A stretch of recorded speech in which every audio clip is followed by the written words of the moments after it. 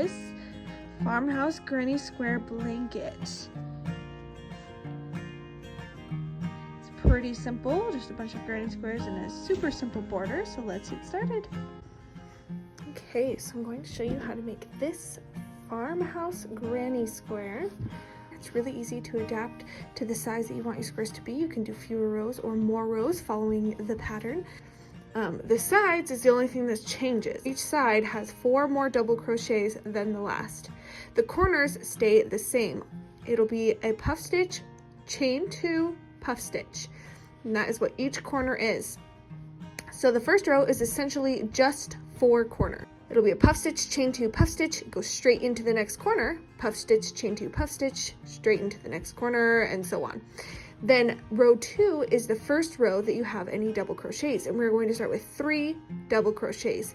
And then each row after that, we will increase by 4 double crochets. So we will end up with 7 on this next row, and then increase by 4. The last row, I'm doing 8 rows, so the last one has 27 double crochets. So first we're going to do a magic green.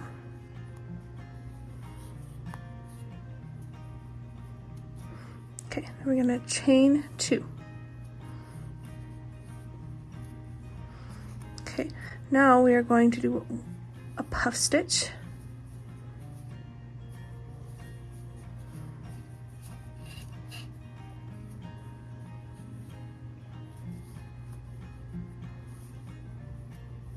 Let me show you that again. We're going to yarn over from behind, go underneath, yarn over, do that 2 more times. Yarn over from behind, underneath, yarn over from behind, and yarn over from underneath. Okay, and then we're going to yarn over and pull that one through.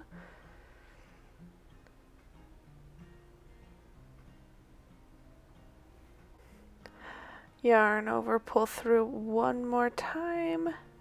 Just to finish it off. That's a puff stitch.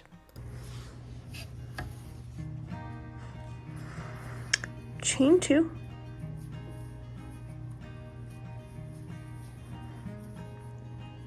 And another puff stitch. So this is going to be the first corner.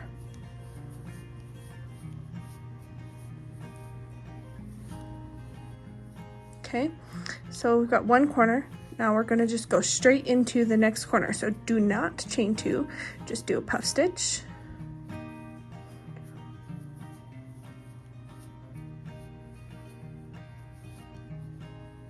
Chain 2. Another puff stitch.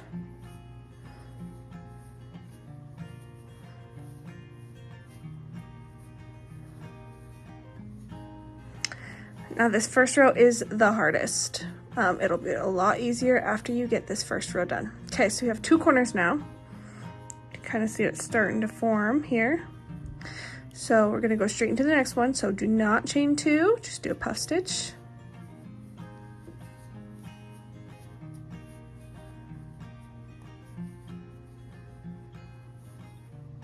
Chain 2. And another puff stitch.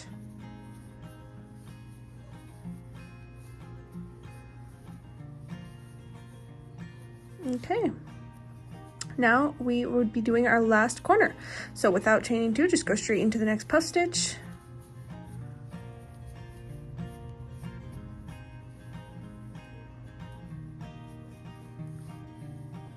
Chain 2.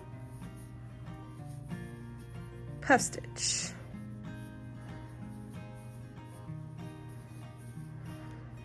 Okay. Finish off that puff stitch. All right, so we'll tighten this up. Okay. Finishing off a row is going to be the same every time. You're going to find that stitch at the top of your puff stitch. So here it kind of looks like we've got one here and one here, whatever. You want to do this one, the one directly to the right of the corner. Okay, so slip stitch into that stitch.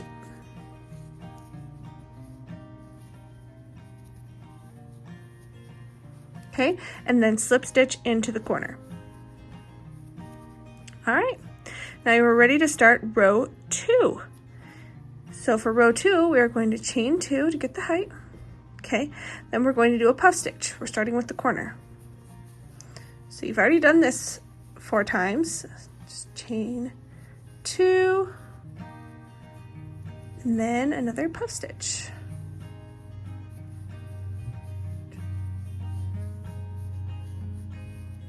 Okay, and you'll want to be careful with your puff stitches that you make sure that they stay tall enough. It's really easy to not pull your hook high enough and you get really stumpy puff stitches. If you're consistent, it's not as big of a deal, but you want them to be at least as tall as a double crochet, because that is what we are going to be doing. So this is the first row we introduced double crochets, and we're going to do 3. So luckily for us, there are 3 obvious stitches to go into. The following rows will not be so easy. I will show you what we will do instead. There will not be the perfect amount of stitches, so we'll have to adjust accordingly. But for this row, there are 3 stitches that are very obvious which ones you should go into. Okay, and then we're going to get into this next corner, do a puff stitch, chain 2, puff stitch. Okay, and then just repeat that until you get to the other end. I'll meet you back. Okay, so I brought you back. I have not done my final double crochet of the side yet. I just wanted to point out that sometimes it's kind of tricky on all the rows to find the last one that you need to do a double crochet in on the row, because it kind of hides in with the chain 2 of the previous row. So just make sure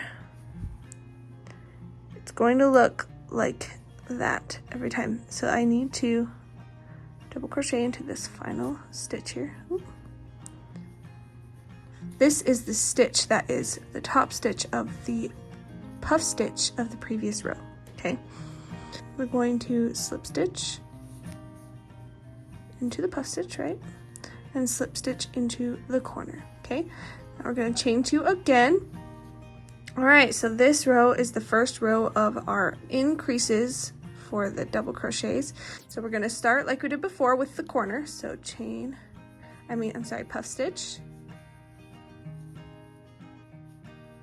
Now we chain 2, puff stitch.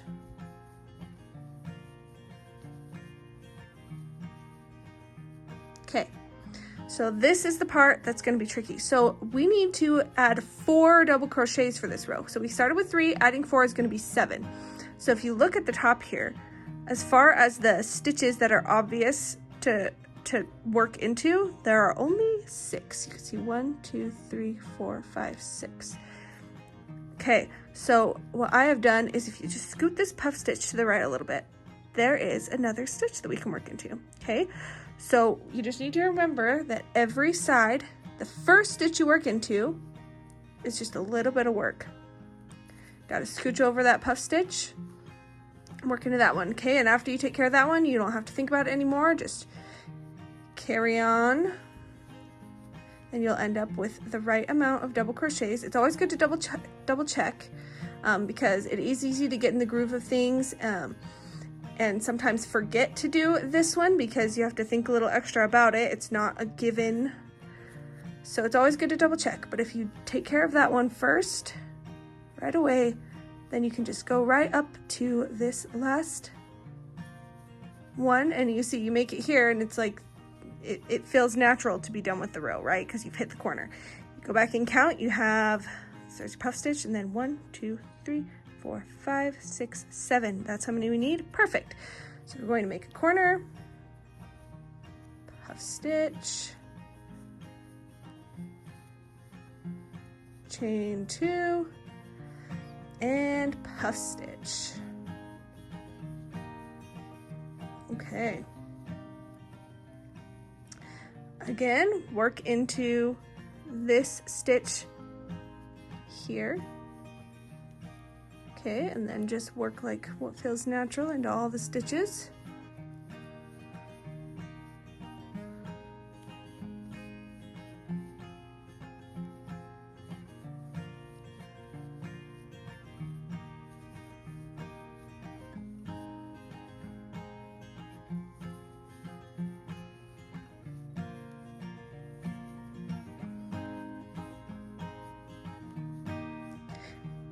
And if we count those, it will be 7. 4, 7, perfect. That's what we need. Okay, puff stitch.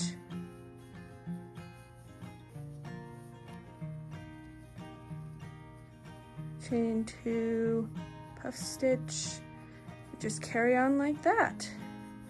After every corner, make sure you're first working into this stitch right here, this bonus stitch, let's call it. Don't forget the bonus stitch, and then the final 6 stitches.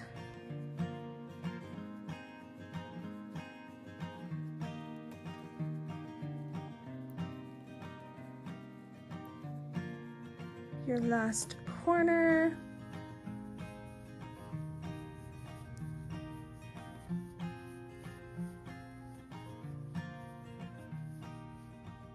Puff stitch. Okay, and bonus stitch.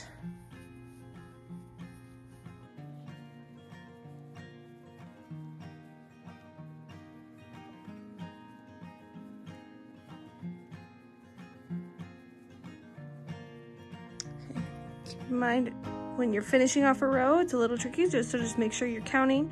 So I only have 6, so I do need to work into this next stitch here.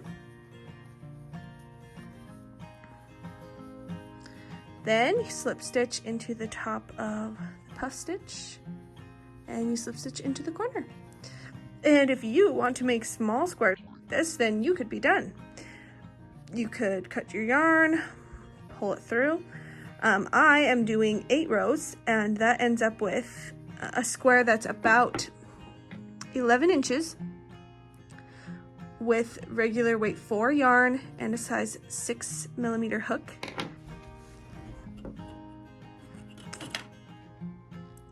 About 4 inches is how big this one is. So you're going to want to keep doing rows if you want them to be bigger than that. Okay, so now we're going to start the blocking process. First, we're going to throw them in the wash with a little bit of fabric softener. You don't have to do that. I just bought cheap yarn, so I want to do that. And then to let them dry, put them on the blocking board. I can stack about 8 high. If you want to know how to make this blocking board, check out my video on DIY blocking board. It's working pretty well for me.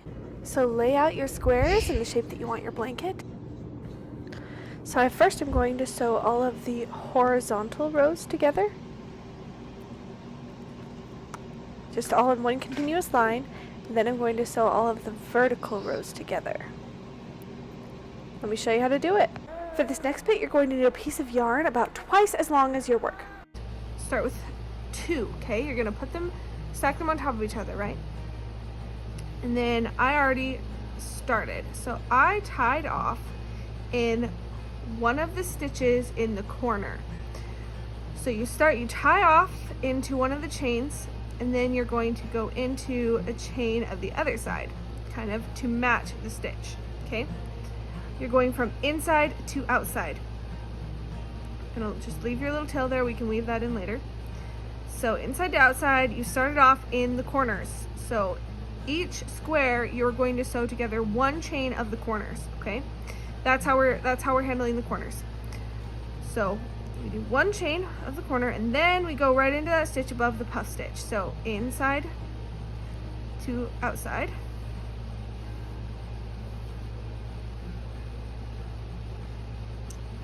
One on the other side to match it, inside to outside. So remember which side you started on, okay? So I always start on the one furthest away from me, just so that I can remember, because when I get to the end, and if maybe I got off on some stitches or something, it's easier to double check my work if I remember that this one was the one I started with, because that means I need to end with a stitch going this way, okay? I need to end going on this square. So just keep that in mind. I just always do the one furthest for me, so I don't really have to think about it because it's the same every time. Okay, so inside to outside, and you do this in every stitch. It's pretty simple. It's kind of time consuming, but any way of sewing blanket pieces together is gonna take a little bit of time. But it's really easy, pretty mindless. once you've done one or two. Okay, and you don't want this to be too tight, otherwise you'll end up making your blanket squares pucker. But you do want it to be tight enough. Okay, so every time you do a stitch, gently pull it tight. Just keep going like that, and when we reach the end, we're going to make sure to do a stitch in the first chain of the corners. So I'll meet you back to that point. So I just did the last stitch, which was the one over the puff stitch, right? So I'll just really quick do stitch in the corner, the other side. Okay, so these two are now officially joined. Okay, stretch that out, flatten it a bit. So now instead of fastening off, we're just gonna move right on to the next square. Okay, so you're gonna grab two more, and you're gonna do what you just did, but this time you don't have to tie off first. You can just continue. So we just finished here on the one closest to me, which is how I should have finished, as the one closest to me, because I always start on the one furthest away from me. So I'm just gonna start right into it. So I'm gonna go into that chain in the corner, tight, and then the chain in this corner, or on this side.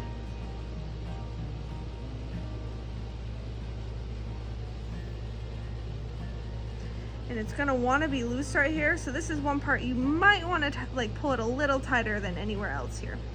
Okay, and then I'll go into the stitch above the puff stitch, into out, matching on the other side, into out. Okay, and then just do the same thing that you just did. And then keep repeating that until you've reached the end of your blanket. And at that point, you can just tie a knot at the end. So I'll pretend this is the end. So you just tie a knot at the end, and then you'll still have your needle on the thread. So just go ahead and weave your end in and then cut off the excess. And that is how you do it.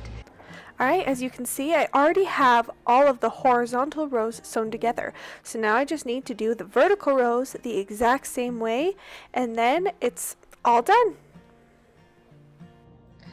All right, once you have all the pieces sewn together, the border that I have done is literally just 3 rows of single crochets. And what I did was in the corners, it was a single crochet, chain 2, single crochet. So there's a single crochet into each stitch, 1 in the corner, 2 chains, 1 in the corner, and then single crochet into each stitch. Whenever you come to a point where 2 blocks meet, what I did was, of course, like single crochet in each stitch, and then when I got to the corner, I did a single crochet, and then I went to the next corner and did a single crochet, and then continued single crocheting into each stitch. And then I just did 3 rows. I think it would look good with more rows if you wanted to do more than just 3 rows. There you have it. There's the finished product. All of the squares sewn together with the border, and I think I'm going to put tassels on the corners.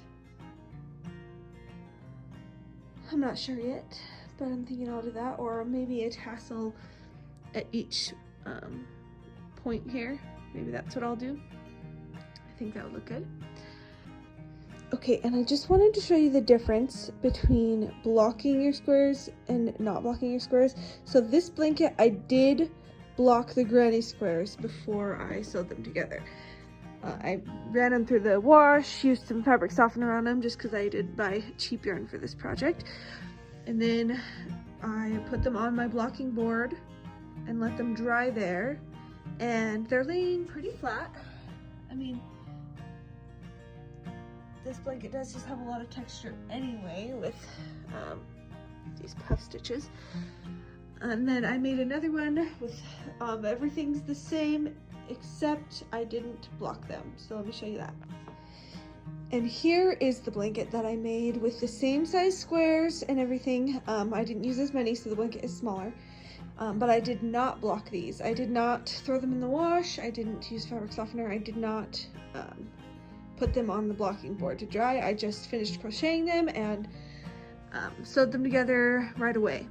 So you see it does not look horrible. So if you don't have a blocking board and you really don't want to buy one or make one or take the time to block all your squares, like, not a huge deal. Like, you still get a fairly good looking blanket, but as you can see, like, the corner of this one's like pretty rounded, which was not the case with those corners. You can see they're nice and square. So that's one difference. And then also you can see I've got some like buckling here. It's the squares don't lay quite as flat. So there is a difference, not a huge difference, but if the differences are important to you, now you know how you can fix that. You can just block it. So there you have it. There's your Farmhouse Granny Square blanket. Thank you so much for watching.